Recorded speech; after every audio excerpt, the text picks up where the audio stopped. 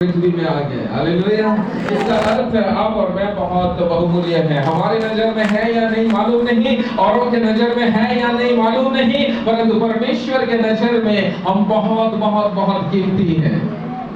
Hallelujah, hallelujah. ठीक है, इधर दिख नहीं रहा है इसलिए साइड में हटा दें। इसका अर्थ यह है, परमेश्वर जब हमसे प्रेम करता है, अपने आप को हमारे लिए दे दिया है।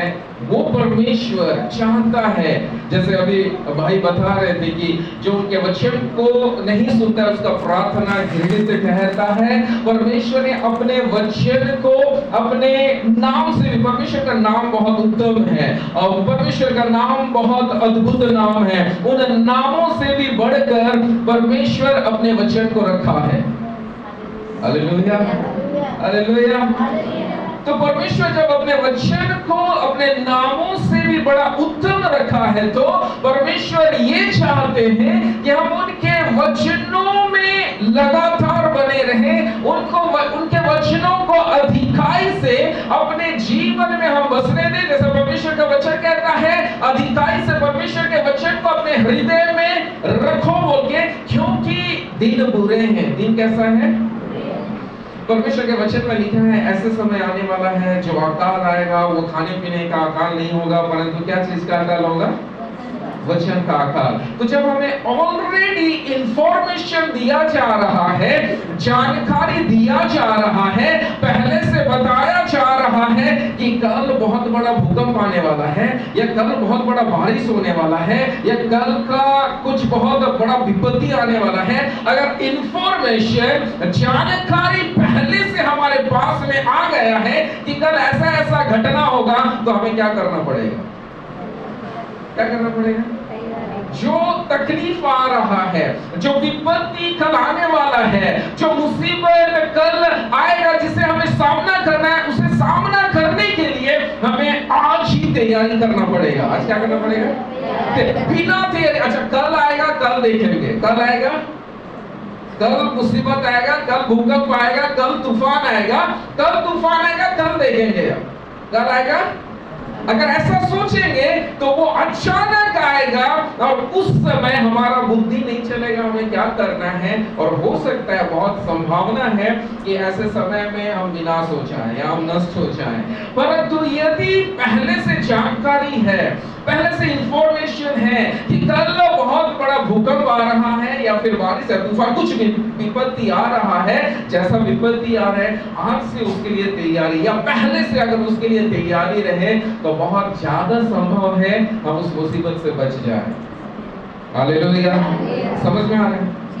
तो पहले से जब परमेश्वर ने अपने वचन में कह दिया है कि आने वाले समय में अकाल आएगा, मेरा वचन का अकाल आएगा, आने वाले समय में वचन ढूंढने से भी नहीं मिलेगा, आने वाले समय में लोग मेरे वचन के लिए दर दर भटकेंगे बोल के, तो पहले से जब इंफॉर्मेशन दे दिया गया है, पहले से जानकारियां दे दिया गया है, तो ये हमारा जिम्मेदारी है कि उन जानकारियों को जितना ज्यादा हम ले सके उतना ज्यादा लेना है, ताकि जो प्रॉब्लम आ रहा है, जो तकलीफ आ रहा है, वहां अच्छी रीति से हम वहां से निकल सके। हालेलुया।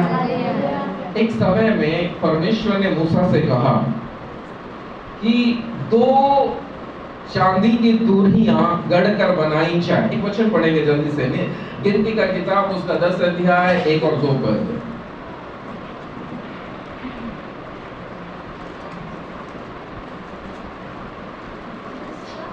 1 और 2।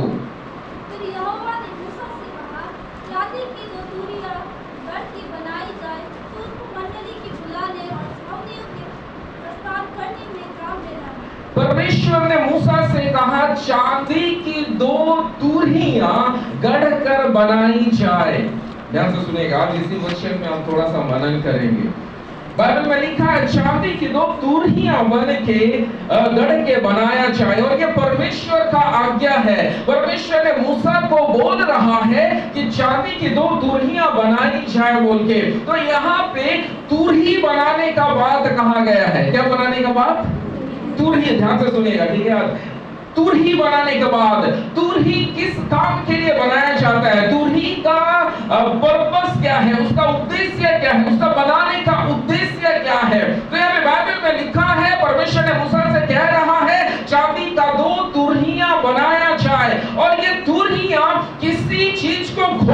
करने के लिए है, ये दूरियां किसी बातों को प्रचार करने के लिए है, ये दूरियां किसी बातों का अनाउंस करने के लिए है, किसी बातों को बताने के लिए। ये दूरियों को परमेश्वर ने मूसा को बनाने के लिए कहा। तो दूरी का उद्देश्य है, दूरी का कार्य है कि किसी बातों का घोषणा किया जाए, किसी बातों को ऐलान किया जाए, किसी बातों को बताया जाए या समाचार सुनाया जाए, बोल के दूरियां बनाना है। क्या बनाना है? दूरियां। ध्यान से सुनिएगा। तो दूरी का कार्य है किसी बातों को घोषणा करने के लिए, किसी बातों को बताने के लिए या किसी बातों का प्रचार करने के लिए है। फिर बाइबल में लिखा है कि ये जो दूरियां तुम बनाओगे, ये दूरियां चांदी का बना हुआ हो। कैसा बना हुआ हो? ठीक है। बाइबल में पुराने नियम में जो भी बात हम देखते हैं, सारे चीज यीशु मसीह को दर्शाता है, ऐसा नहीं है। कोई कोई बातें कलीसिया को दर्शाता है, कोई कोई बातें विश्वासी का जीवन को दर्शाता है, कोई कोई बातें आत्मिक स्थिति को दर्शाता है। सारी चीज यीशु को दर्शाता है, ऐसा नहीं है। तो आज हम ये दूरी से हम कुछ बातों को सीख रहे हैं। या परमेश्वर मूसा से कह रहा है, चांदी का 2 दूरियां गढ़ के बनाई जाए, और ये दूरियां किसी बातों का घोषणा है, ये दूरियां किसी बातों का प्रचार है, ये दूरियां किसी बातों का ऐलान करने के बारे में बताया गया है। और बाइबल में लिखा है चांदी का दूरियां हो, सिल्वर चांदी का दूरी बनाना है। क्या दूरी बनाना है?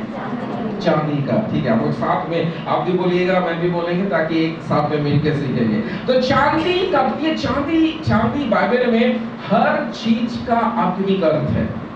ज्यादातर हर बातों का आत्मिक अर्थ है। अगर सोना कहा गया है तो सोना का कुछ अर्थ है। हम कई बार सोना है, ठीक है, वो एक अर्थ है। पर हमारा बाइबल को हम पढ़ते हैं, ये बाइबल जो लिखा गया है उससे कहीं बढ़कर आत्मिक बातों को दर्शाता है। अगर सोना कहा गया है तो सोना तो सोना ही है, पर सोना का आत्मिक अर्थ भी है। हालेलुया। एक वचन जल्दी से हम सोना के विषय में एक वचन हम पढ़ देंगे। पहला पत्रस 1 अध्याय 7 पद। मेरे साथ साथ चलिएगा, वचन को जल्दी से खोल के जिसको मिलेगा जल्दी से पढ़ दीजिएगा। 1 का 7।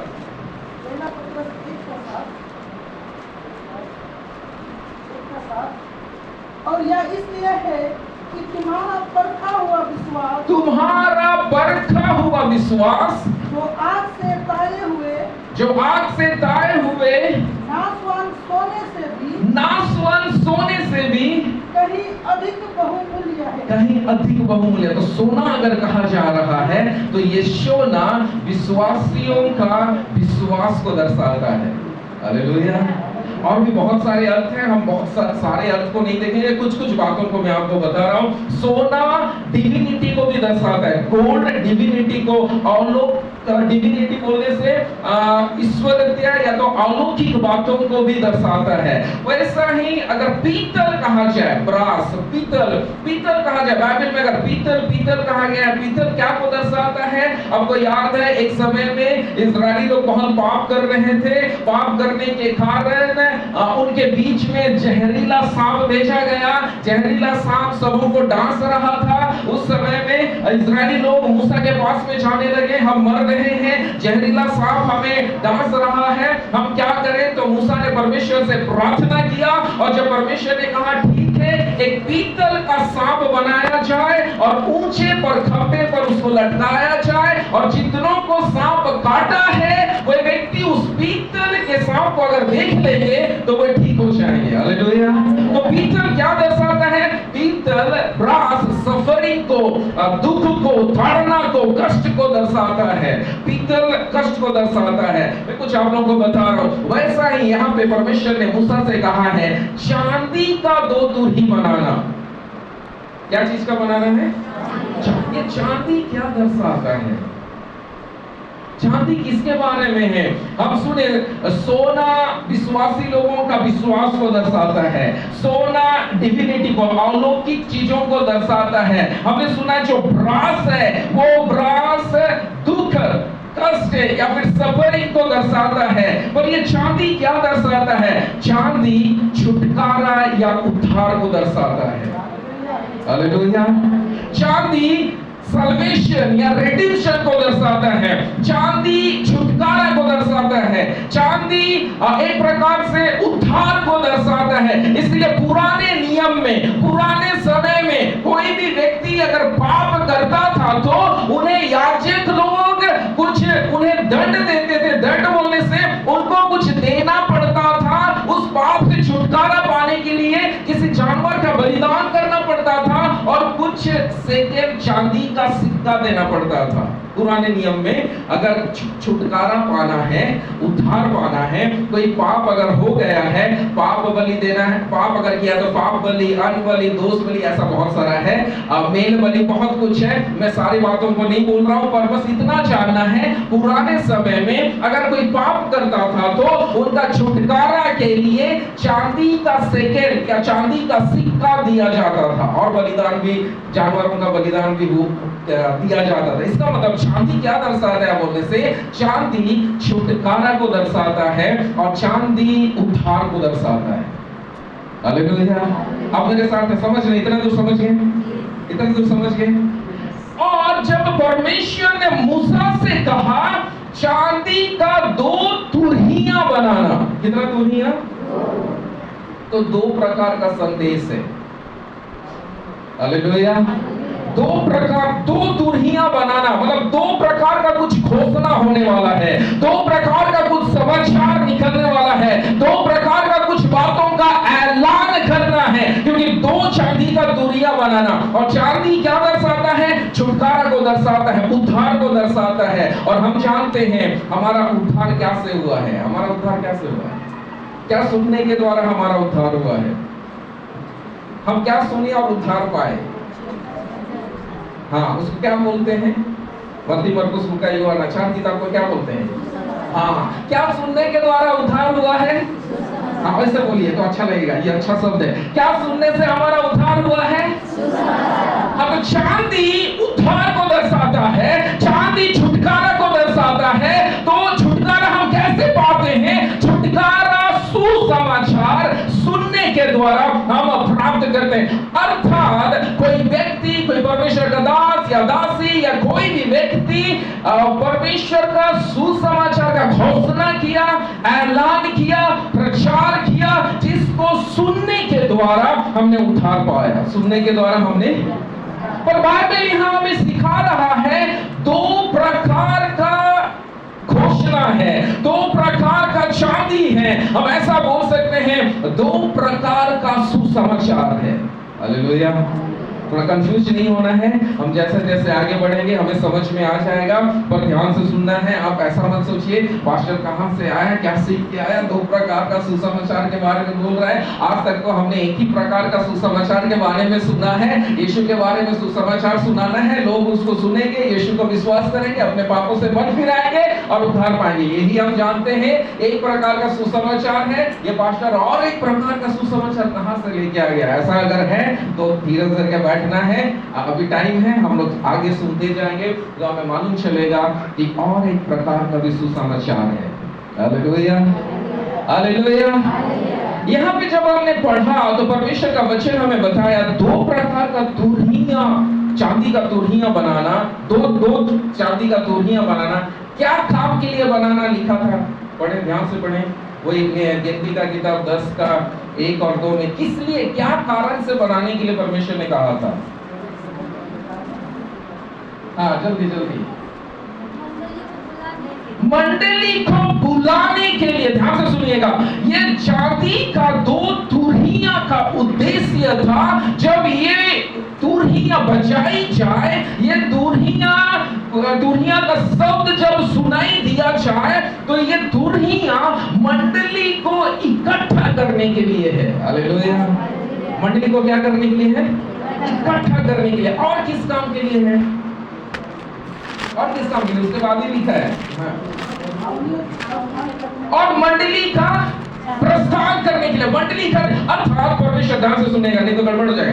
परमेश्वर ने मूसा से कहा चांदी का 2 तुरहियां बनाना, ये तुरहियों का घोषणा के द्वारा मंडली को इकट्ठा किया जाए, और जब तुरहियां दूसरा तुरही बचेगा तो मंडली प्रस्थान करे, मंडली निकल के कनान देश की ओर जाए, मंडली निकल के कनान देश में प्रवेश कर लेने पाए। अर्थात ये जो प्रकार का तुरहियां उस समय परमेश्वर ने मूसा को बनाने के लिए कहा था, उस समय भी वो तुरहियां काम में आ रहा था, आज भी वो चांदी का तुरहियां काम में आ रहा है, आज भी यीशु का सुसमाचार प्रचार हो रहा है, आज भी लोगों को इकट्ठा किया जा रहा है, आज भी कलीसिया बढ़ रहा है, आज भी लोग यीशु का सुसमाचार सुन के एक जगह में कलीसिया में इकट्ठा हो रहे हैं। Hallelujah, hallelujah. एक चांदी का तुरही बहुत जोरदार बज रहा है और उसका काम बहुत तेजी से चल रहा है। अभी भी सुसमाचार प्रचार हो रहा है, हर दिन लोग उद्धार पा रहे हैं, हर दिन लोग यीशु का सुसमाचार सुन रहे हैं, हर दिन लोग मन फिरा रहे हैं, हर दिन लोग परमेश्वर के राज्य में आ रहे हैं। एक तुरही का आवाज जा रहा है, सुसमाचार जा रहा है, लोग इकट्ठा हो रहे हैं, पर और एक तुरही इंतजार कर रहा है बजने के लिए। Hallelujah, hallelujah. और एक तुरही, दूसरा तुरही वो बजने का इंतजार कर रहा है, और वो जब बजेगा, दूसरा तुरही जब बजेगा, प्रस्थान करना पड़ेगा, आगे निकलना पड़ेगा, कनान को कब्जा करना पड़ेगा, कनान में प्रवेश करना पड़ेगा। अर्थात दूसरा तुरही इंतजार कर रहा है। दूसरा तुरही, ठीक है, मैं आपको बता दूं ये दूसरा तुरही नहीं है, ये अंतिम तुरही है, क्योंकि तीसरा तुरही नहीं है। तीसरा तुरही नहीं है। बाइबल में कितना किताब है? कितना? 66 किताब है। कितना किताब है? 66 किताब। बच्चे लोग भी है ना, इसलिए 66 किताब है। तो अगर 66 किताब बाइबल में है तो ये जो 6 अंक है, 6 नंबर, ये मनुष्य को दर्शाता है या तो आदम को दर्शाता है। किसको दर्शाता है? 6 नंबर किसको दर्शाता है? आदम या मनुष्य को दर्शाता है। तो जो पहला आदम है उसके लिए 6 नंबर है, और बाइबल बताती है कि पहला आदम ने पाप किया तो बाद में और एक दूसरा आदम आया। इसको दूसरा आदम नहीं कहा जाता है, इसको अंतिम आदम कहा जाता है, वो है दूसरा 6। कौन है अंतिम आदम? हाँ, कौन है अंतिम आदम? यीशु मसीह है। कौन है? यीशु मसीह। दूसरा 6 है। पर अगर अभी इन दिनों में, जब हम अंतिम दिनों में रह रहे हैं, और कोई आके अगर कहता है कि मैं भी परमेश्वर का पुत्र हूं, मैं भी परमेश्वर हूं, तो वो तीसरा वाला 6 हो जाएगा। कौन सा 6 हो जाएगा? तो वो क्या हो जाएगा? हाँ, 666, मतलब शैतान। समझ में आ रहा है? तो परमेश्वर बड़ी बारीकी से बाइबल में 66 किताब रखा है। 66 किताब। पहला आदम और दूसरा या तो अंतिम आदम, क्योंकि तीसरा आदम नहीं है। हालेलुया। इसलिए बाइबल में लिखा है, लूका का किताब उसका 3 का 38 पद में लिखा है कि आदम परमेश्वर का पुत्र था, और हम जानते हैं यीशु मसीह परमेश्वर का पुत्र है। तो ये पहला आदम और अंतिम आदम, 6 और 6 66 होता है। तीसरा आदम और नहीं आएगा, तीसरा आदम नहीं है। तीसरा मनुष्य अगर आके कहता है कि मैं भी परमेश्वर हूं बोल के, और मैं भी परमेश्वर का पुत्र हूं बोल के, तो वो शैतान है, वो 666 है, उसे सावधान रहना इन दिनों में। वैसा ही पहला तुरही है और दूसरा तुरही, या तो हम बोलेंगे अंतिम तुरही है, और तीसरा तुरही ऐसा कुछ नहीं है। हालेलुया। तो अभी इंतजार है कि ये अंतिम तुरही का शब्द आने के लिए, अंतिम तुरही का आवाज इन दिनों में बजने के लिए इंतजार चल रहा है कि कब वो अंतिम तुरही बजेगा। और मैं आपको बता दूं, अंतिम तुरही बजने के बाद क्या होगा, हम थोड़े देर के बाद सुनेंगे। अंतिम तुरही। पर पहला तुरही जब बज गया है, पहला तुरही इकट्ठा कर रहा है। पहला तुरही सुसमाचार है। 2 प्रकार का सुसमाचार है। पहला तुरही सुसमाचार को दर्शाता है, यीशु का सुसमाचार जिसके द्वारा लोग उद्धार पा रहे हैं और इकट्ठा हो रहे हैं। क्या हो रहे हैं? कहाँ इकट्ठा हो रहे हैं? कलीसिया में। कहाँ इकट्ठा हो रहे हैं? कलीसिया में इकट्ठा हो रहे हैं। ये परमेश्वर का बहुत बड़ा योजना है। मैं आज थोड़ा सा गहरी बातों को बताना चाह रहा हूँ, इसलिए ध्यान दीजिएगा, ध्यान से समझने के लिए कोशिश कीजिएगा। तो यहाँ पे पहला तुरही के द्वारा लोग इकट्ठा हो रहे हैं, लोग इकट्ठा, और जैसे अंतिम तुरही होगा लोग प्रस्थान करेंगे, निकलेंगे। इसका अर्थ ये है कि जब हम इकट्ठा हो रहे हैं, यीशु को विश्वास कर लिए हैं, यीशु को अपना जीवन में उद्धारकर्ता प्रभु के रूप में ग्रहण कर लिए हैं, तो सब कुछ खत्म हो गया। हमने उद्धार पा लिया, मतलब स्वर्ग मिल गया। हाँ, स्वर्ग रिजर्व हो गया, पर अभी तक स्वर्ग में हम प्रवेश नहीं किए हैं। स्वर्ग में हम प्रवेश नहीं किए हैं, हमने केवल उद्धार पाया है। क्या पाया है? उद्धार पाया है। ये सब कुछ नहीं है प्रिय। आप सोचेंगे अरे उद्धार पाना सब नहीं, उद्धार पाना एक मसीह जीवन का शुरुआत है। क्या है? शुरुआत। हमने उद्धार पाया, मतलब मसीह जीवन में हमने कदम रखा, हमारा मसीह जीवन का शुरुआत हुआ। हम यीशु के पीछे चलना आरंभ किए हैं। उद्धार पाए मतलब सब कुछ खत्म हो गया, ऐसा नहीं है। उद्धार पाके कलीसिया में जब हम इकट्ठा हुए हैं, बपतिस्मा लेके कलीसिया में जब जुड़ गए हैं, तो हमारा मसीह जीवन, विश्वास का जीवन आरंभ हुआ है, समाप्त नहीं हुआ है। जब परमेश्वर ने इस्राएलियों को मिस्र देश से, फिरौन के गुलामी से छुटकारा दिया, क्या दिया? तो ये लोग छुटकारा प्राप्त करने के बाद तुरंत कनान देश में प्रवेश किए, तुरंत किए, ध्यान से तुरंत किए नहीं किए, पक्का मिस्र से निकले, तुरंत कनान में प्रवेश नहीं किए। तो तुरंत मिस्र से निकलने के बाद, और हमेशा मिस्र पाप को दर्शाता है, मिस्र संसार को दर्शाता है, फिरौन शैतान को दर्शाता है। तो जब परमेश्वर ने इन्हें मिस्र से, फिरौन राजा से आजाद किया, छुटकारा दिया, ये लोग मिस्र से निकलने के तुरंत बाद कहां गए? बोलिए, जंगल में गए। कहां गए? मरुभूमि में गए, जंगल में गए, मरुस्थल में गए। और मैं आपको बता दूं, वो मरुस्थल में जो गए उसको जंगल की कलीसिया कहा जाता है। क्या कहा जाता है? अर्थात कलीसिया जो मिस्र से निकला, फिरौन की गुलामी से निकला, निकलने के बाद एक कलीसिया जंगल में गया, अर्थात जंगल की कलीसिया। पढ़ेंगे क्या हम? प्रेरितों का किताब 7 अध्याय 38 पद। प्रेरितों का किताब 7 अध्याय 38 पद। पुराने नियम में कलीसिया का बारे में कुछ भी नहीं है, परंतु नए नियम में, पुराने नियम के कलीसिया के बारे में भी कुछ जिक्र किया गया है। प्रेरितों का किताब 7 अध्याय 38 पद, जल्दी से पढ़ेंगे। यह वही है जिसने जंगल में कलीसिया के बीच, हाँ, जंगल में, ये अगर आप पूरा पढ़ेंगे तो मालूम चलेगा, जंगल में कलीसिया। बोलिए, जंगल में कलीसिया। इसका मतलब ये है कि एक व्यक्ति अगर छुटकारा पाता है, कलीसिया में जुड़ जाता है, तो कलीसिया का पहला स्थिति एक ही बार स्वर्ग नहीं है, कलीसिया का पहला कदम कनान नहीं है। कलीसिया मिस्र से निकलने के बाद, फिरौन के गुलामी से निकलने के बाद, उनका पहला कदम मरुभूमि में है या जंगल में है। हालेलुया।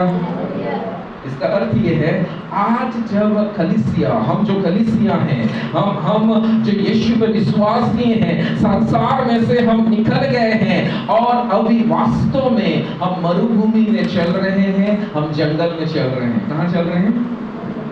कहाँ चल रहे हैं? कहाँ चल रहे हैं? अगर जंगल में चल रहे हैं, मरुभूमि में चल रहे हैं, तो याद कीजिएगा, ये यात्रा है और जंगल या मरुभूमि हमारे लिए सेटल रहने का जगह नहीं है। फिर से और एक बार ध्यान से सुनिएगा, जब परमेश्वर ने मिस्र से इस्राएलियों को छुड़ाया और वे सीधा जंगल या मरुभूमि में पहला कदम को रखे हैं, इसका अर्थ ये है जंगल की कलीसिया वो था, वैसा ही जब पहला दूर ही बचा, हमने सुसमाचार सुना, हमने उद्धार पाया, बपतिस्मा लिया, कलीसिया में जुड़ गए हैं, तो कलीसिया का अभी स्थिति, आत्मिक स्थिति जंगल में है। अभी कलीसिया जंगल में से होके जा रहा है, अभी कलीसिया मरुभूमि में से होके जा रहा है। इसका अर्थ यह है कि कलीसिया ये जंगल और मरुभूमि से जब होके जा रहा है तो इस यात्रा में है, इस यात्रा में सेटल होने के लिए विचार नहीं करना है। Hallelujah, hallelujah. जंगल में हमें रहना नहीं है, जंगल हमारे रहने का स्थान नहीं है, मरुभूमि हमारा रहने का स्थान नहीं है। हमारा रहने का स्थान तो कनान है, हमारा रहने का स्थान तो सिय्योन देश है, स्वर्ग का देश है। तो हमें जंगल में जब है तो वहां पे मन नहीं लगाना है, जंगल की खूबसूरती में अपने आप को डुबा नहीं देना है। और ये जंगल क्या है? ये जंगल संसार ही है। ये जंगल क्या है? संसार। ये संसार में हमें सेटल नहीं हो जाना है। कई बार हमारे प्रार्थनाओं को हमें चेक करना है कि हम जंगल के लिए या मरुभूमि के लिए केवल प्रार्थना तो नहीं कर रहे हैं। हालेलुया। हमारे प्रार्थना को कई बार चेक करना है। जवान लड़का लड़की है तो अच्छा लड़का मिल जाए, अच्छा लड़की मिल जाए, या फिर माता पिता अच्छा घर मिल जाए, अच्छा नौकरी मिल जाए, संतान ये हो जाए वो। हमारे प्रार्थना को कई बार हमें चेक करना है। जो प्रार्थना हम कर रहे हैं, जो प्रभु से हम मांग रहे हैं, हमारा मांगना इस जंगल में या इस पृथ्वी में सेट होने वाला प्रार्थना तो नहीं है। Hallelujah, hallelujah. समझ में आ रहा है? जो भी प्रार्थना हम कर रहे हैं वो प्रार्थनाएं सिर्फ इस जंगल में या मरुभूमि में या संसार में रहने के लिए अगर हम मांग रहे हैं तो सिर्फ इस जंगल के लिए मांग रहे हैं तो मैं पहले भी शायद इस कलीसिया में बताया था, हम सबसे बड़ा अभागे होंगे। हम सबसे बड़ा, हमारा लक्ष्य को हमें कभी भूलना नहीं है, हमारा कनान देश को हमें कभी भूलना नहीं है। हम यात्रा में हैं तो हमें इस पृथ्वी पर की बातों से होके हमें जाना जरूरी है। हम पृथ्वी से होके तो जा रहे हैं, हम यात्री हैं, हमारा घर स्वर्ग में है, हम ये सारी बातों को जानते हैं, इसलिए हमें ये संसार में मन नहीं लगाना है। हालेलुया। समझ में आ रहा है? समझ में आ रहा है? ये संसार में हमें मन नहीं लगाना है, क्योंकि परमेश्वर का वचन कहता है जो केवल इस प्रभु से, यीशु को विश्वास किया है, इस पृथ्वी के बारे में केवल सोचता है, वो सबसे बड़ा। पहला कोरिन्थी 15:19 में लिखा है। सबसे ज्यादा पढ़ देंगे क्या वो वचन? पहला कोरिन्थी 15:19।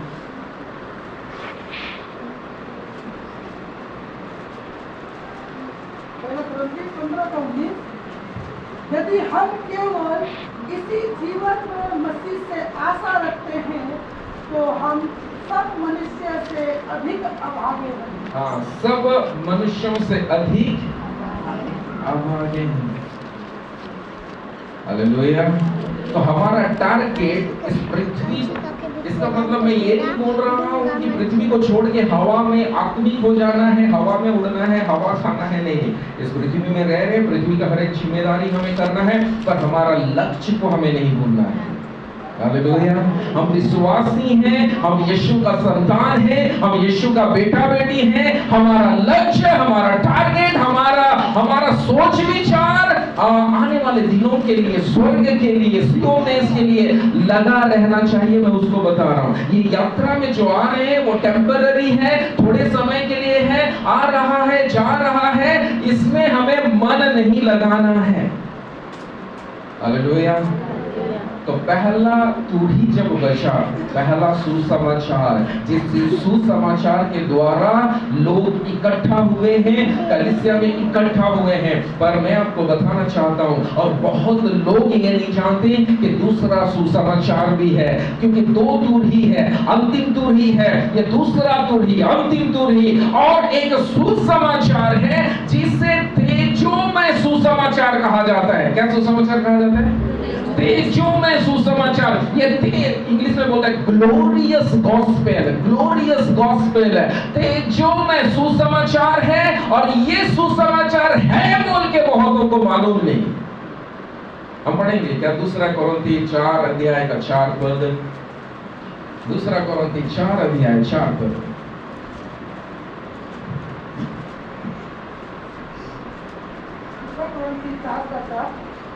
और उन अविश्वासियों के लिए जिनकी बुद्धि इस संसार के ईश्वर ने अंधी कर दी है, ताकि मसीह जो परमेश्वर का प्रतिरूप है उसके तेजोमय सुसमाचार का प्रकाश उन पर ना चमके। तेजो में सुसमाचार का प्रकाश उन पर ना चमके, अर्थात एक सुसमाचार है जिसे तेजो में सुसमाचार कहा जाता है। इसका मतलब एक तुरही है जो यीशु का सुसमाचार है, जिससे लोग उद्धार पाते हैं, कलीसिया में आते हैं, पाप से उद्धार पाते हैं, यीशु का बेटा बेटी बन जाते हैं। परंतु और एक तुरही है और एक सुसमाचार है जिसे तेजो में सुसमाचार कहा जाता है, और ये तेजो में सुसमाचार कलीसिया के लिए है। तेजो में सुसमाचार उद्धार पाने के लिए नहीं है। तेजो में सुसमाचार कलीसिया को यीशु मसीह के दूसरा आगमन के लिए तैयार करने के लिए घोषणा किया जाता है। Hallelujah, hallelujah. यीशु का उद्धार के लिए कलीसिया में प्रचार नहीं, क्योंकि हमने उद्धार पाके कलीसिया में जुड़े हैं। तो सुसमाचार, पहला तुरही, पहला सुसमाचार यीशु का सुसमाचार अन्य जाति लोगों के लिए है, परंतु दूसरा सुसमाचार तेजो में सुसमाचार कलीसिया के लिए है। तेजो में सुसमाचार हमें यीशु का दूसरा आगमन के लिए तैयार करता है। तेजो में सुसमाचार हमें पाप से पवित्र जीवन जीने में अगुवाई करता है। तेजो में सुसमाचार कैसे संसार से अलग रहना है वो सिखाता है। तेजो में सुसमाचार यीशु के स्वरूप और समानता में बढ़ते जाने की बातों को सिखाता है। तेजो में सुसमाचार हमारे आत्मिक जीवन में कोई भी समझौता ना हो बोल के सिखाता है। Hallelujah, hallelujah. तो कलीसिया के लिए तेजो में सुसमाचार है, और ये बात शायद हम बहुतों को हमें मालूम नहीं है। कलीसिया के बाहर यीशु का सुसमाचार जब वो प्रचार होता है, जब पहला दूरी बजता है, वो पहला दूरी के द्वारा लोग इकट्ठे किए जाते हैं। परंतु और एक सुसमाचार है, दूसरा सुसमाचार है, तेजो में सुसमाचार है, जो कलीसिया को दुल्हन के समान यीशु को भेंट करने के लिए दुल्हन के समान कलीसिया को तैयार करता है। तेजो में सुसमाचार कलीसिया को पवित्र बनाता है। तेजो में सुसमाचार कलीसिया को यीशु दुल्हा के साथ मिलने के लिए तैयार कराता है। Hallelujah, hallelujah. समझ में आ रहा है? इतना तो समझ में आया। तो इसका मतलब ग्लोरियस गॉस्पेल बोल के एक बात है, और वो कलीसिया के लिए, हमारे लिए है। ये हमें स्ट्रेट फॉरवर्ड, स्ट्रेट फॉरवर्ड मतलब सीधा सीधी बोलता है, संसार के साथ मेल जोल नहीं, मतलब नहीं। ये सुसमाचार जो विश्वास नहीं करते हैं उनके लिए नहीं है, संसार के साथ एकदम मेलजोल नहीं। ऐसा बोलने से वो लोग नहीं, वो लोग के लिए सिर्फ यीशु क्यों आया, क्या किया, उनके लिए पहला तो भी उनके लिए सुसमाचार है। पर दूसरा तेजो में सुसमाचार कलीसिया के लिए है, और तेजो में सुसमाचार एकदम सीधा सीधी है, उसमें कोई समझौता नहीं, वो सीधा सीधी कहता है। तेजो में सुसमाचार सीधा तैयार करता है, और पाप वाला जीवन नहीं, और बुराई वाला जीवन नहीं, और अंधकार वाला जीवन नहीं, एकदम उससे अलग रहना है, एकदम उससे दूर रहना है। तो तेजो में सुसमाचार सीधा अलगाव करता है। हालेलुया। तो ये ग्लोरियस गॉस्पेल क्यों दिया गया है, तेजो में सुसमाचार क्यों दिया गया है? यीशु के साथ मुलाकात करने के लिए, हमें महिमामय बंद बनाने के लिए। हम अंश करके बदलते जा रहे हैं। कौन सा सुसमाचार से अंश बदल रहे हैं हमको मालूम है? ये तेजो में सुसमाचार को जब हम ग्रहण करते हैं, उन बातों को जब हम विश्वास करते हैं, उस तेजो में सुसमाचार के अनुसार जब हम अपने आप को तैयार करते हैं, तो हम अंश करके महिमा से महिमा की ओर हम बदलते जाते हैं, क्योंकि महिमा वाला सुसमाचार है, तेजो में सुसमाचार है, ग्लोरियस गॉस्पेल है। वो गॉस्पेल को जब हम ग्रहण करते हैं, हम भी ग्लोरी टू ग्लोरी, महिमा से महिमा की ओर हम बढ़ते जाते हैं। हालेलुया। आपको मालूम है पुराने समय में बहुत लोग ऐसे थे जो साधारण जी उठने को पसंद नहीं किया। साधारण जी उठने का मतलब है हम जितने भी लोग ये संसार में जी रहे हैं, हम मरेंगे, हम कि नहीं मरेंगे, हम मरेंगे। अगर यीशु आ गया जीते जी उठा लिया तो शायद नहीं मरेंगे, ठीक है। तो हम जब मरेंगे तो सबका जी उठना होगा, सबका काफी लोगों का होगा। काफी लोग जी उठेगा नहीं उठेगा, हाँ? बाकी लोग जी उठेगा या नहीं उठेगा? नहीं उठेगा, उठेगा नहीं उठेगा, ठीक है। मैं जल्दी से 5 मिनट में आपको बता देता हूँ, ठीक है। उठेगा नहीं उठेगा, हाँ? सब लोग जी उठेगा, सब लोग, जितने मर गए हैं वे सब लोग जी उठेंगे, पर अपना अपना बारी में, बोलिए अपना अपना बारी में, अपना अपना टाइम में वो लोग जी उठेंगे, पर सब लोग जी उठेंगे। तो पुराने समय में ऐसे कुछ लोग थे जिन्होंने ये साधारण जी उठने को पसंद नहीं किया। साधारण जी उठने को क्या लिखा है बाइबल में मालूम है आपको? पढ़ेंगे जल्दी से। इब्रानियों का किताब 11 अध्याय 35 पद। इब्रानियों का किताब 11 अध्याय 35 पद।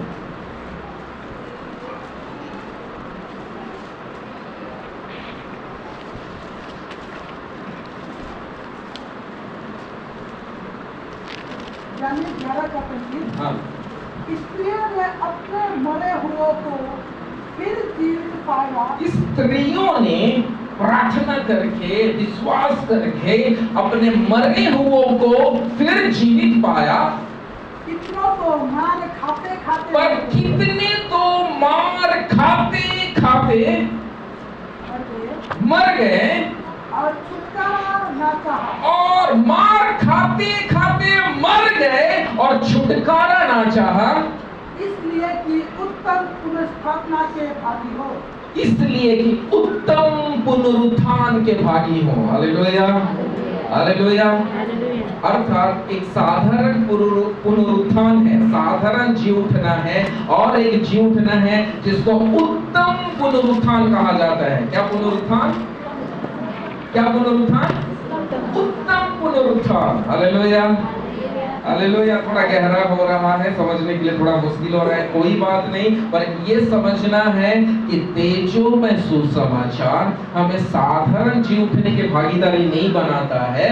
तेजो में सुसमाचार हमें तैयार करता है यीशु के साथ भेंटघाट करने के लिए। तेजो में सुसमाचार हमें उत्तम पुनरुत्थान के लिए तैयार करता है। कौन सा पुनरुत्थान के लिए?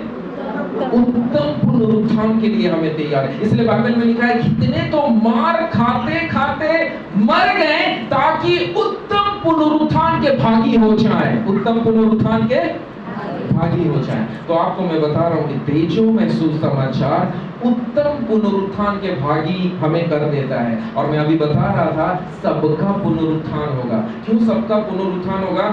हम मरे हुओं में से जी उठेंगे। धर्मी भी मरे हुओं में से जी उठेगा, पापी भी मरे हुओं में से जी उठेगा, पर सब लोग अपना अपना टाइम में, अपना अपना, परमेश्वर सबके लिए एक टाइम नियुक्त किया है, समय नियुक्त किया है, अपना अपना टाइम में वो लोग जी उठेंगे। क्यों जी उठेंगे आपको मालूम है? जस्ट एक एग्जांपल दे रहा हूँ आप लोगों को समझने के लिए, ठीक है। कोई व्यक्ति मान लीजिए उदाहरण के लिए दुनिया से परेशान हो गया, तंग हो गया, वो सुसाइड करना चाहता है। क्या करना चाहता है? सुसाइड। पाप है, नहीं करना चाहिए, सांसारिक लोगों का बात करें, ठीक है। वो तंग हो गया, वो मरना चाहता है, और मरने के लिए क्या किया उसने? घर में गया, घर में कोई नहीं था, रूम लॉक किया, अपने ऊपर में केरोसिन डाल दिया। क्या डाल दिया? केरोसिन डाल दिया। केरोसिन डालने के बाद मैं आत्महत्या करूंगा, मैं अभी मर जाऊंगा बोल के वो केरोसिन डाल दिया। और केरोसिन डालने के बाद मैच जला के अपना ऊपर में आग लगा दिया। आग लगा दिया। आग लगाने के बाद क्या वो व्यक्ति चुपचाप मर सकता है? क्या चुपचाप मर सकते हैं? अरे आत्महत्या कर रहा है तो करना अकेला, दूसरे को कहे डिस्टर्ब। लेकिन चुपचाप मर सकते हैं क्या? क्या करेगा वो? बहुत जोर से चिल्लाएगा। क्यों चिल्लाएगा बहुत जोर से? क्योंकि जलने का दर्द उसे महसूस हो रहा है, उसे समझ में आई है। तो वो चुपचाप नहीं मर सकता, वो चिल्लाएगा, चिल्ला जाएगा, क्योंकि वो दर्द वो सह नहीं पा रहा है। दर्द को जितना ज्यादा होगा उतना चिल्लाएगा। समझ में आई? आत्महत्या करना चाहते हैं पर चुपचाप नहीं मरेगा, वो चिल्ला के। पर वही व्यक्ति, मान लीजिए वही व्यक्ति बूढ़ा होके मरा, बूढ़ा होके मर गया, बूढ़ा होके मर गया। मरने के बाद अभी उसका डेड बॉडी को लेके शमशान में अगर आग जला रहा है तो अभी वो चिल्लाएगा कि नहीं चिल्लाएगा? अरे जब थोड़ा दिन थोड़ा साल पहले वो खुद जब मर रहा था चिल्ला रहा था, अभी वो मर के उसको जला रहा है तो नहीं चिल्लाएगा? तो अभी दर्द नहीं हो रहा है, क्यों? अभी भी तो उसका बॉडी को जला रहे हैं। पहले भी वो अपने किरासिन डाल के बॉडी को ही जला रहा था, तो उस समय दर्द हुआ, अभी क्यों दर्द नहीं हो रहा है? वास्तव में ध्यान से सुनिएगा, बहुत गहरी बात है। वास्तव में दर्द शरीर में नहीं होता है, दर्द आत्मा में होता है। हालेलुया। जब तक आत्मा शरीर में है, शरीर में दर्द होगा, पर ये आत्मा जब शरीर को छोड़ देगा तो ये शरीर को कुछ भी करो, पोस्टमार्टम करो, आग में जलाओ, कुछ भी करो, कोई दर्द नहीं होगा। एक वचन पढ़ेंगे क्या जल्दी से? नीति वचन का किताब 18 अध्याय 14 पद। इंग्लिश में अच्छा से समझ में आएगा, हिंदी में उतना गहराई से समझ में नहीं आता है, फिर भी हम पढ़ देंगे। नीति वचन 18 का 14 पद। रोग में मनुष्य अपनी आत्मा से संभलता है। रोग में मनुष्य अपने आत्मा से संभलता है, ऐसा ये हिंदी में लिखा है। पर अगर हम इंग्लिश बाइबल में पढ़ेंगे तो इंग्लिश बाइबल में लिखा है spirit endures the torment. Spirit endures the torment मतलब आत्मा वो दर्द को सहता है, आत्मा वो कष्ट को सहता है। इसका अर्थ ये है कि जब एक मनुष्य मर जाता है तो वो मनुष्य, हम जानते हैं जो पापी अगर मरेगा तो नरक जाएगा। कहाँ जाएगा?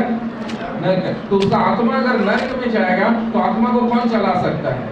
नरक में आग जल रहा है, हम सुनते हैं, तो उसका आत्मा कैसे जलेगा? आत्मा जल सकता है?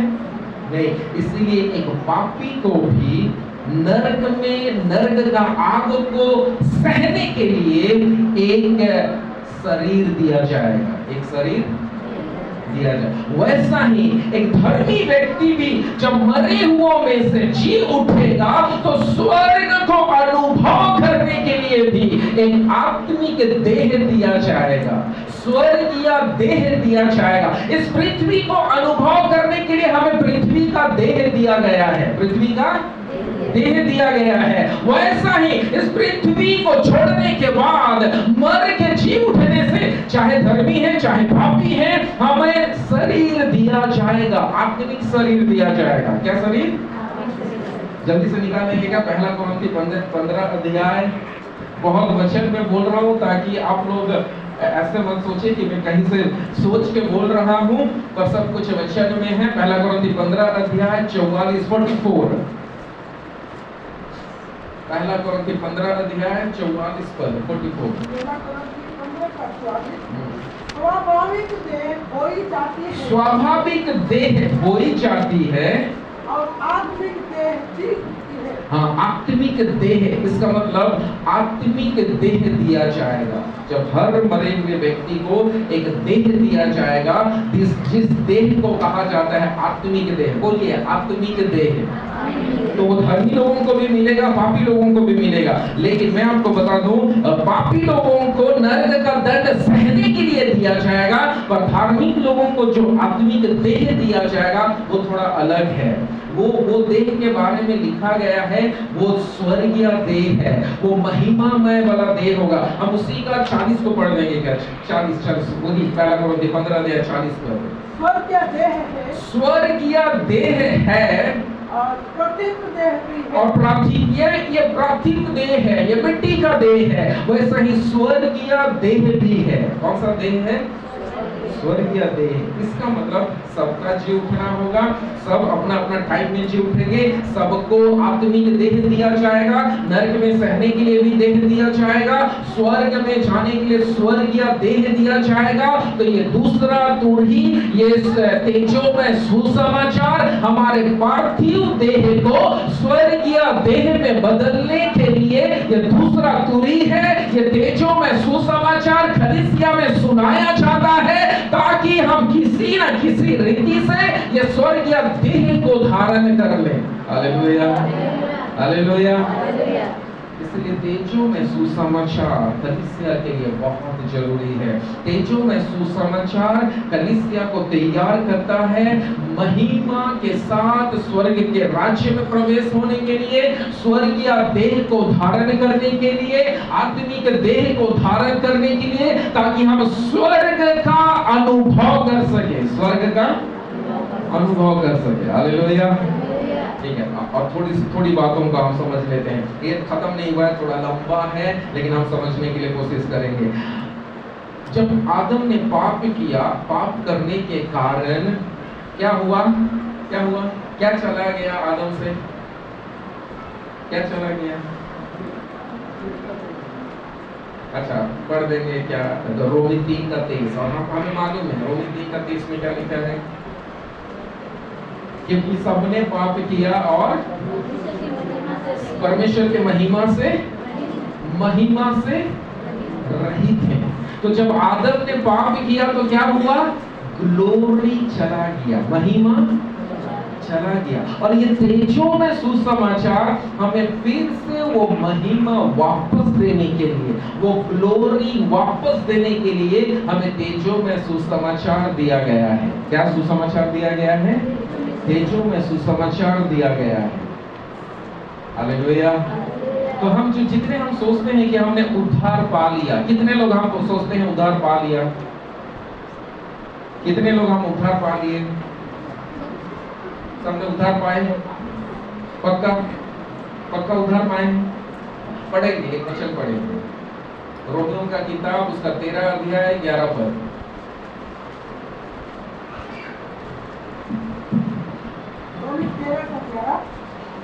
समय की पहचान कर ऐसा ही करो, इसलिए कि अब तुम्हारे लिए नींद से जाग उठने की घड़ी आ पहुंची है, क्योंकि जिस समय हमने विश्वास किया था उस समय के विचार से अब हमारा उद्धार निकट है।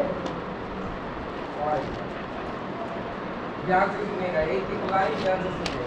समय को पहचान कर ऐसा ही करो। समय को पहचान कर क्या करना है? सुनिएगा। हाँ, इसलिए कि अब तुम्हारे लिए नींद से जाग उठने की घड़ी आ पहुंची है। बोलिए, नींद, अपने सामने वाले को बोलिए, नींद से जागने का समय आ गया है। हाँ, क्योंकि जिस समय हमने विश्वास किया था, क्योंकि जिस समय हमने विश्वास किया था, हमने विश्वास किया था, उस समय के विचार से अब हमारा उद्धार निकट है। अब हमारा उद्धार तो उद्धार पाए हैं या उद्धार निकट है?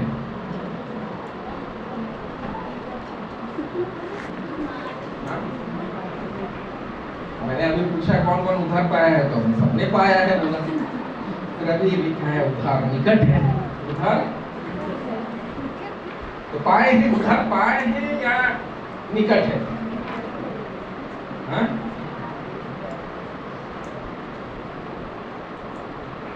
समझ में आ रहा है? थोड़ा सा मुश्किल हो रहा है, कोई बात नहीं, समझेंगे, इसलिए प्रोग्राम समझने के लिए। हम जिस दिन यीशु को विश्वास किए थे उस दिन हमारा आत्मा का उद्धार हो गया था। आत्मा का उद्धार, और हमारा देह का उद्धार अभी निकट है। देह का उद्धार देह का उद्धार अभी तक नहीं हुआ है। देह इसलिए तो बीमार होता है, इसलिए भूख लगता है, इसलिए ये देह पार्थिव देह है। ये देह अभी तक महिमा में नहीं पहुंचा है। ये देह अभी इसमें दुख, इसमें कष्ट, इसमें बीमारी, इसमें तकलीफ, इसमें भूख लगता है, इसमें थकान लगता है। तो हमारा देह का उद्धार नहीं हुआ है। जिस दिन हमने यीशु को विश्वास किया था, उस दिन हमारा आत्मा का उद्धार हो गया। परंतु प्रियो, केवल आत्मा का उद्धार काफी नहीं है। अगर हम सोचते हैं कि आत्मा का उद्धार हो गया तो हो गया, नहीं, हमारा देह का भी उद्धार होना बाकी है। परमेश्वर का वचन कहता है, जिस दिन तुमने विश्वास किया था, उस दिन से अब तुम्हारा देह का उद्धार निकट है। इसलिए जागते रहो। इसलिए नींद से जाग उठने का समय आ गया। अभी आत्मिक में सोने का समय नहीं है, आत्मिक में जागने का समय है। हमारा आत्मा का उद्धार हो गया है। इसका मतलब यीशु आने वाला है। इसका मतलब हमें जाना है। इसका मतलब हमारे देह का छुटकारा के लिए हमें हमेशा जागते रहना है। नींद से जाग उठने का समय आ गया है। फिर से सोते नहीं रहना है। जंगल में अपने मन को नहीं लगाना है। इस मरुभूमि में अपने मन को नहीं लगाना है। इस संसार में अपने मन को नहीं लगाना है। संसार की पाप की ओर अपना ध्यान को नहीं लगाना है। इसलिए नींद से जाग उठने का समय आ गया है। Hallelujah, hallelujah. परमेश्वर का वचन कहता है, यीशु पे विश्वास करने के द्वारा हमारा आत्मा उद्धार पाया। आत्मा पर हमारा देह का उद्धार कौन देगा मालूम है? कौन देगा? देह का उद्धार पवित्र आत्मा के द्वारा होगा। किसके द्वारा होगा? चलिए पढ़े रोमी का किताब, उसका 8 अध्याय। मैं बहुत वचन पढ़वा रहा हूं ताकि आप लोगों को याद रहे। रोमी 8 का 23 पद। रोमी 8 का 23 पद।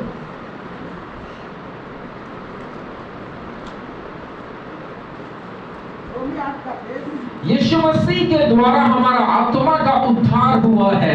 और बाइबल यहां बताया हमारा देह का उद्धार कैसा होगा। हाँ, और केवल वही नहीं, पर हम भी जिनके पास आत्मा का पहला फल है, जिसके पास आत्मा का पहला फल है, आप ही अपने में कढ़ाते हैं। हाँ, और लेपालक होने की अर्थात अपनी देह के छुटकारे की बाट जोहते हैं। हाँ, देह की छुटकारे की, देह की छुटकारे की। तो ये पवित्र आत्मा है जो हमारा देह के छुटकारे के लिए सहायता करेगा। पवित्र आत्मा के द्वारा हमारा ये नासवान शरीर अमरता को पहन लेगा। ये नासवान शरीर, ये अंतिम तुरही जब बजेगा, तेजों में सुसमाचार हमें तैयार कर रहा है। दूसरा तुरही या फिर अंतिम तुरही हमें तैयार कर रहा है। और जब ये अंतिम तुरही बज जाएगा तो हम पवित्र आत्मा चुटकी भर में, पलक झपकते ही हमारे नासवान देह को अमरता का देह में बदल देगा। नासवान देह को अमरता का देह में बदल देगा। हालेलुया। मनुष्य 3 भागों से बना है। कितना भागों से? थोड़ा कष्ट हो रहा है फिर भी सुन लीजिए।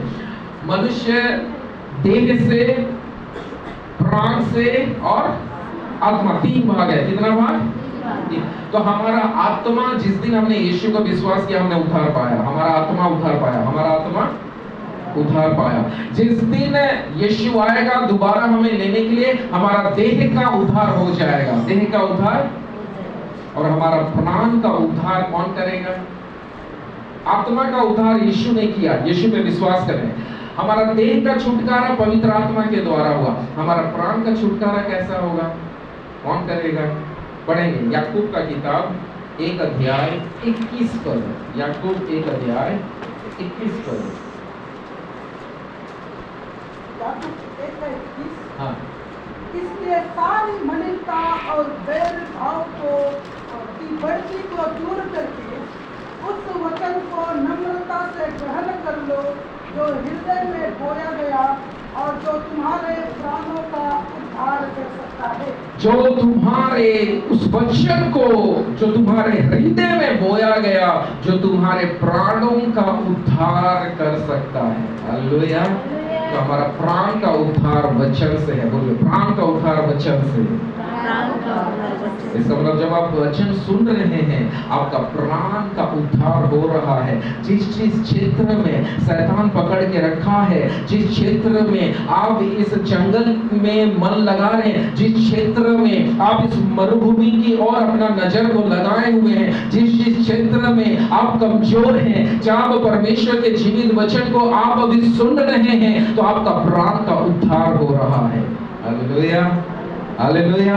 प्राण छुटकारा पा रहा है। प्राण ये जान रहा है कि मेरा मन को मुझे संसार में नहीं लगाना है। प्राण जब वचन को सुन रहा है, प्राण ये जान पा रहा है कि मुझे परमेश्वर की ओर अपने मन को लगाना है। इसलिए दाऊद बहुत बार अपने भजनकार में, वो भजन संहिता में अपने मन को वो बोलता है, हे मेरे मन यहोवा को, वो अपने मन को बोलता है, हे मेरे मन यहोवा को धन्य कर।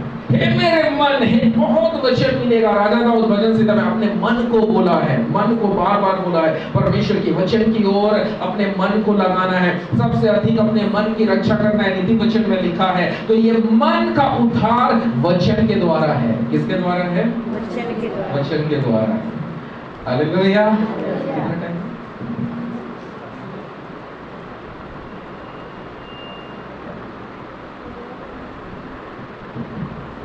ठीक है, यहां तक समझ में आया? पूरा खिचड़ी हो जा रहा है ना, समझ में नहीं आ रहा। बस इतना जानना है, 2 चांदी का तूरी है। कितना चांदी का तूरी है? एक सुसमाचार है, यीशु का सुसमाचार, जो गैर मसीही लोगों के लिए है, जो घोषणा किया जाता है, जो सुसमाचार सुनाया जाता है, ताकि लोग इकट्ठे होते हैं। क्या होते हैं? इकट्ठे। दूसरा जो सुसमाचार है, इसको तेजो में सुसमाचार कहा जाता है। ये गैर मसीही लोगों के लिए नहीं है, ये कलीसिया के लिए है। ये तेजो में सुसमाचार क्यों सुनाया जाता है? ये तेजो में सुसमाचार कलीसिया को यीशु का दुल्हन की तरह तैयार होने के लिए, यीशु से मुलाकात करने के लिए, कलीसिया को महिमामयवंत बनाने के लिए, कलीसिया को ग्लोरियस बनाने के लिए, ग्लोरियस गॉस्पेल या फिर तेजो में सुसमाचार का प्रचार किया जाता है। हालेलुया। तो हमारा देह का महिमा होने के बातों को हम सीख रहे थे। हम ये सीख रहे थे कि हम सब जितने हैं जी उठेंगे, चाहे मसीह है गैर मसीह सब लोग जी उठेगा, पर गैर मसीह जो जी उठेगा वो दंड को सहने के लिए जी उठेगा, पर मसीह लोग जो जी उठेंगे स्वर्गीय देह के साथ जी उठेंगे, स्वर्ग का अनुभव करने के लिए जी उठेंगे। हालेलुया। तो ये सुसमाचार, ये तेजो में, खाली पहला सुसमाचार सुन के हमें शांत नहीं बैठना है। ये तेजो में सुसमाचार हमें तैयार कर रहा है। क्या कर रहा है? तैयार कर रहा है, हमें ये बना रहा है कि कैसे हम, और ये मैं आपको पहले बताया, ये तेजो में सुसमाचार में समझौता नहीं है। बोलिए समझौता। ये समझौता नहीं करता है। ये तेजो में सुसमाचार एकदम सीधा सीधी कहता है, नहीं तो नहीं, हाँ तो ये करना है मतलब ये करना है, ये नहीं करना है मतलब नहीं करना है। नहीं, हम लोग ऐसा नहीं बोल सकते, अच्छा थोड़ा सा संसार से भी मिल जाते हैं, चलेगा थोड़ा, नहीं, तब इसका मतलब आप तेजो में सुसमाचार के अनुसार नहीं चल रहे हैं। आप अपने शरीर को महिमा के लिए तैयार नहीं कर रहे हैं। आप उस चांदी के दूसरा तुरही के लिए तैयार नहीं हो रहे हैं। वो अंतिम तुरही जब बजेगा तो क्या होगा? पढ़ेंगे जल्दी से, ये वचन को पढ़ के हम लोग इस सेशन को अंत करेंगे। पहला कुरिन्थी 15 अध्याय 51, 52, 53 पद, 51, 52, 53। पहला कुरिन्थी 15 अध्याय 51, 52, 53, 51, 52, 53। अंतिम तुरही जब बजेगा क्या होगा? अंतिम तुरही जब बजेगा क्या होगा? ये इंतजार कर रहा है। अंतिम तुरही बजा नहीं है प्रियो, अभी हमें तैयार होना है, महिमा के लिए तैयार होना है, यीशु के साथ मुलाकात के लिए तैयार होना है। ये तेजो में सुसमाचार हमें संसार के साथ मिलने नहीं सिखाता। ये तेजो में सुसमाचार हमें संसार से अलग करता है। ये तेजो में सुसमाचार सांसारिक बातों में पड़े रहने की बातों को नहीं सिखाता। तेजो में सुसमाचार हमें पवित्र बनने के लिए सिखाता है। तेजो में सुसमाचार हमें परमेश्वर के लिए जीने के लिए बातों को सिखाता है। और ये तेजो में सुसमाचार, ये अंतिम तुरही जब बजेगा तो क्या होगा? हाँ पढ़ेंगे 51, 52, 53। देखो मैं तुमसे भेद की बात कहता हूँ। भेद की बात, आज हम भेद की बातों को सुन रहे हैं। हाँ, हम सब नहीं सोएंगे, हम सब नहीं सोएंगे, परंतु सब बदल जाएंगे। परंतु सब बदल जाएंगे। और या क्षण भर में पलक मारते ही अंतिम तुर ही फूटते ही होगा। ये क्षण मारते ही, पलक झपकते ही अंतिम तूर ही फूका जाएगा और हो जाएगा। कौन सा तूर ही फूका जाएगा? अंतिम तूर ही फूका जाएगा। पलक झपकते, आपको मालूम है हम लोग का पलक झपकाते हैं तो 1 सेकंड में कितना बार आप झपका सकते हैं? मालूम नहीं मालूम? हाईएस्ट, अगर जल्दी जल्दी पलक झपकाना है तो 1 सेकंड में 3 बार झपका सकते हैं, 4 बार हो ही नहीं सकता है। 1 सेकंड में 3 बार। तो बाइबल बोलता है पलक झपकते ही, मतलब इतना 1 सेकंड में अगर 3 बार हम जल्दी जल्दी अपना पलक को झपका सकते हैं, इसका मतलब यीशु का दूसरा आगमन में जब अंतिम तुरही फूका जाएगा। कौन सा तुरही? हम सीख रहे हैं अंतिम तुरही के बारे में। किसके बारे में सीख रहे हैं?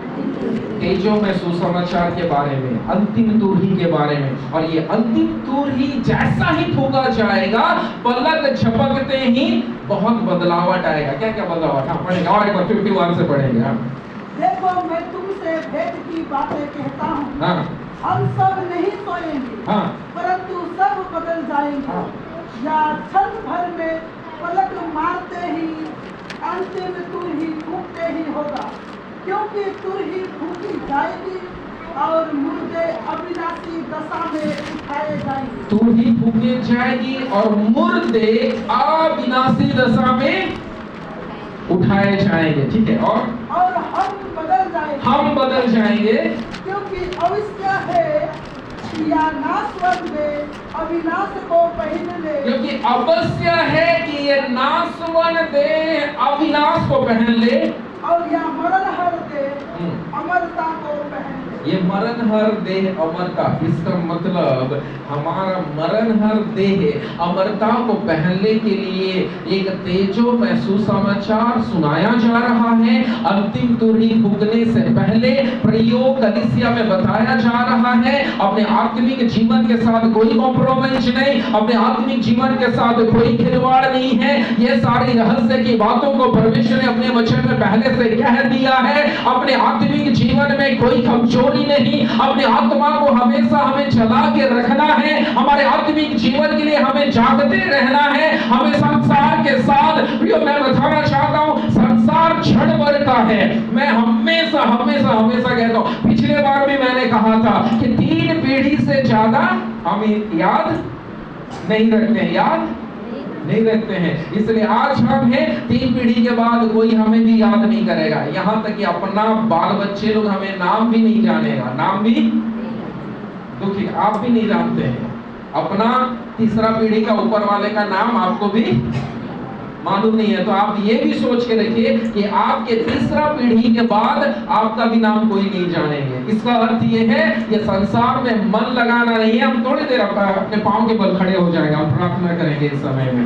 हम वचन को सुना है प्रियो, ये खत्म नहीं हुआ है, पर मैं कुछ बातों को आपको बताना चाहता हूँ कि हमें तेजों में सुसमाचार अंतिम तुरही के लिए, यीशु का दूसरा आगमन के लिए हमें तैयार होना है। हमें संसार में अपने मन को नहीं लगाना है। हम कुछ समय अपने आंखों को बंद करेंगे। हम इस समय में प्रार्थना करेंगे परमेश्वर के लिए, परमेश्वर से प्रार्थना करेंगे, परमेश्वर से हम बोलेंगे कि यदि हमारा मन इस जंगल में, मरुभूमि में लग गया है, यदि हमारा आंखें, हमारा इच्छा इस संसार में या मरुभूमि में लग गया है, तो ये